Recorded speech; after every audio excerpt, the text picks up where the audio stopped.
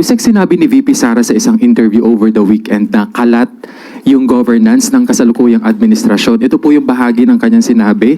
Nakikita nyo na parang kalat yung governance ngayon kasi ganoon din yung ibang departments. Buti sana kung magaling lahat ng secretaries. Ano po ang reaksyon dito ng palasyo? Ang sabi niya po, kinuha ko nga po yung transcript po na yan. Buti sana kung magaling lahat ang secretaries. Mukhang tumama naman po siya. Siya, bilang sekretary ng DepEd, naitalaga siya ng Pangulo. Pinagtiwalaan siya ng Pangulo. Pero sa bandang huli, aamin pala ang Vice Presidente na siya ay walang kaalam-alam sa pagiging DepEd Secretary. Lahat ng multong ito ng Vice Presidente, nung siya ay DepEd Secretary, huwag niyang ipahid kay Pangulo. At ang mga kalat na ito ay ngayon niwanawalis at nililinis ni Senator or rather Secretary Sani Angara ng DepEd. Paulit-ulit na kasi nungalingan. Sino po kaya? Sino sa tingin niyo? Dapat niyo siguro malaman kung sino talaga.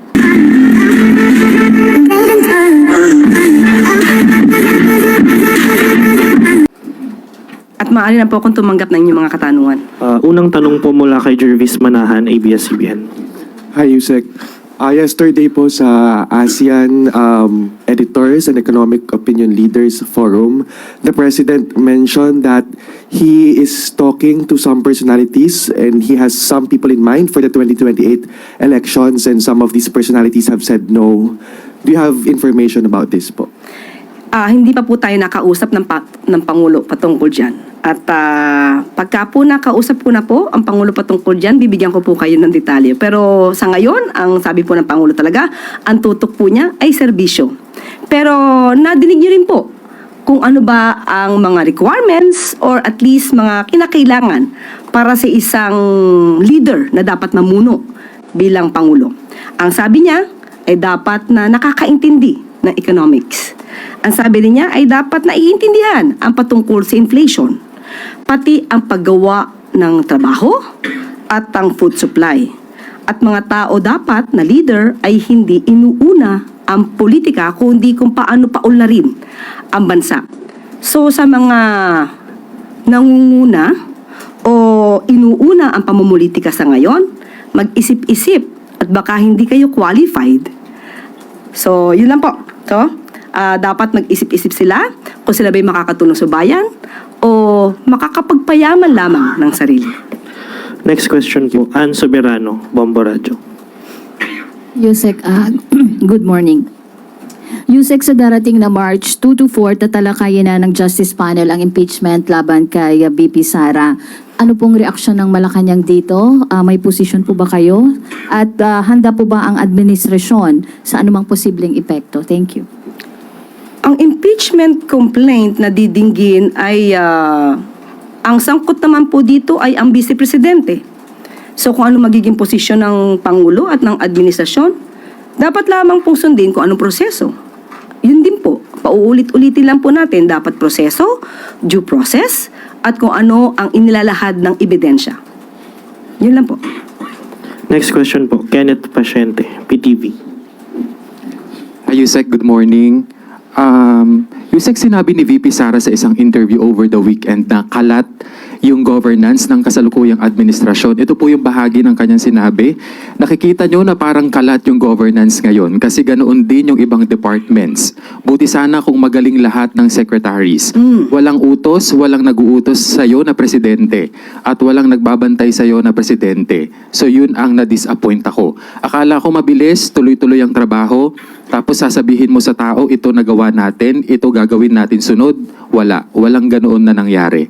Ano po ang reaksyon dito ng palasyo? Let us look who's talking.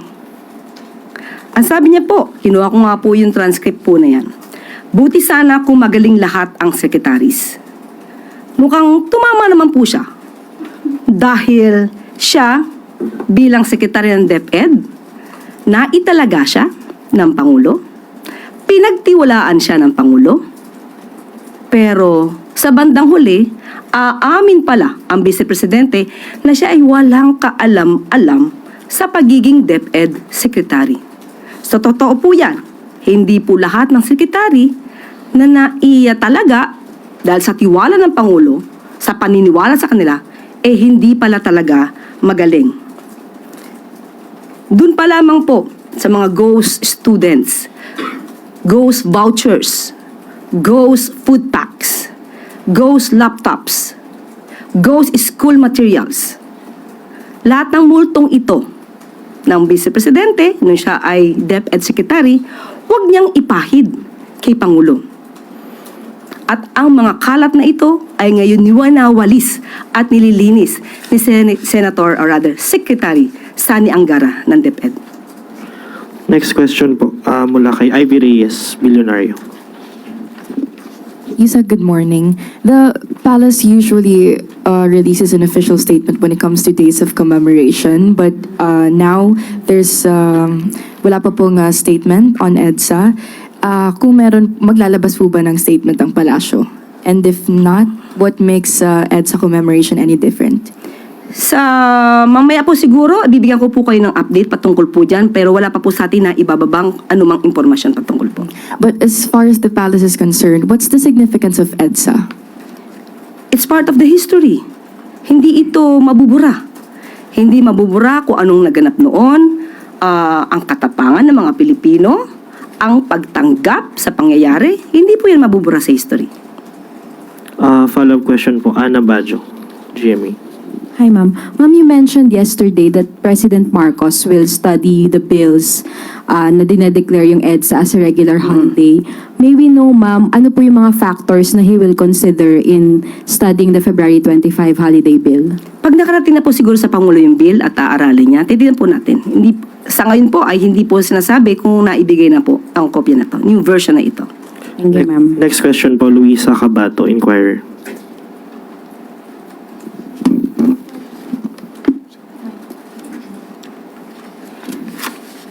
Good morning po, Yusek. What is the Palace's response to Representative Tino's statement that sa Bagong Pilipinas Bawat Bayan Makikinabang event in Malacanang last Monday, where President Marcos released local government support fund, was a venue to distribute pork and influence LGU leaders in the barangay and 2028 elections? Nakakalungkot na may mga tao na puro negatibo ang nasa isip. Kailangan po ng pagtutulungan ng national government at ng mga local government units para mas mabilis na maihatid ang serbisyo sa mga nasasakupan. Paano po ito magagawa? Kailangan ng pagtutulungan, kailangan ng pondo. Hindi naman po ibig sabihin na bibigyan ng pondo ang local government units ay ikukonsidera na ito na pork barrel. Kinakailangan po ng taong bayan ang tulong ng national at ng local governments. Puro paninira, pang-iintriga. Hindi po yan kailangan ng bayan ngayon. Suhestyon at hindi panunumbat ang sagot para maibsan ang problemang naranasan ng iba nating mga kababayan. Next question po, Sam Medinilla, Business Mirror.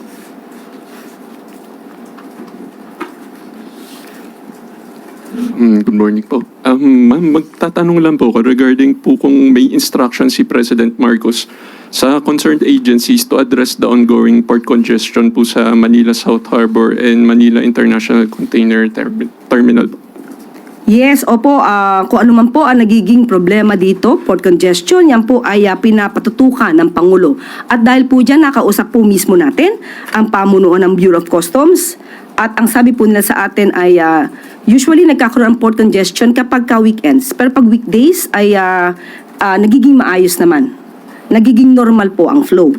At ang ulat po nila sa atin ngayon, at aking babasahin, ang yard utilization levels sa Pilipinas ay nananatiling mababa sa 90% as of February 19 na nireport po ng Bureau of Customs. Sa Port of Manila, nasa 79.80%. Manila International Container Port, nasa 84.45%. Ilang major ports kabilang ang Batangas ay nasa 49.60%, Subic 60%, Cebu 33% at Davao na nasa hanggang 68.34% lang. May kakayahan din pa rin po ang mga port operators na ipagpatuloy ang paglipat at pagproseso ng mga kargamento sa loob ng kanilang lugar.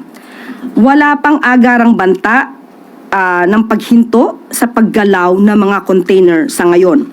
Patuloy din po ang nabumababa ang port utilization.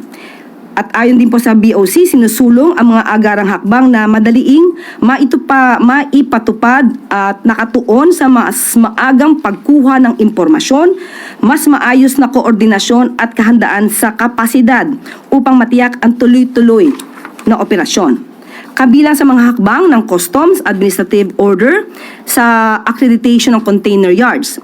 Magpapatupad din ang BOC ng regular na quarterly meeting para sa koordinasyon at pagtaya kasama ang mga international shipping line at mga stakeholder ng pantalan bilang paghahanda sa mga buwan na karaniwang mataas ang paggamit ng pasilidad.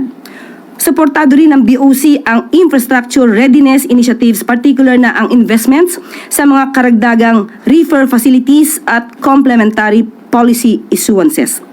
So nananatiling aktibo ang crisis management protocols ng BOC kung sakaling umabot sa critical level ang utilization rate. So yan po ang agaran nilang pagtugon sa sinasabing issue tungkol sa port congestion. Bali, ma'am, na-aware po si President regarding dun sa issue sa port congestion, and satisfied po ba siya dun sa naging action ng BOC regarding that issue? Updated po ang Pangulo at dapat po lamang tugunan agad kung ano man ang nagkakaroon ng problema, mabilis ang pagtugon ng mga nasasabing ahensya.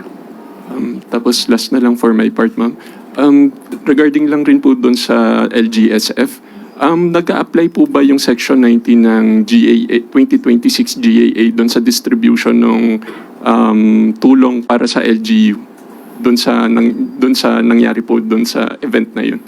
Nag-a-apply po ba yung Section 19? Tignan ko po muna po yung pinaka-detalye po at ibibigay ko po sa inyong tugon maya-maya lamang po para po tugma ang aking kasagutan sa inyong katanungan. Thank you po. Huling magtatanong po, Rafi Ayeng, Daily Tribune.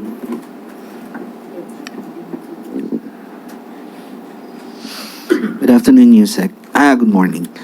Ma'am, reaction lang po dun sa sinabi nga ni Attorney Levy Baligod kahapon, and then yung mga accusations nung 18 ex-Marines na si President Marcos daw po ang mastermind sa pagdadala ng mali-maletang pera sa bahay ni President Marcos and din ni Representative Saldico.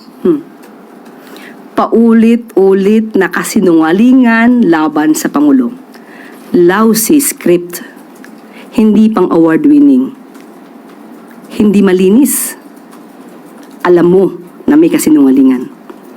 So, sino ba ang nasa likod nito?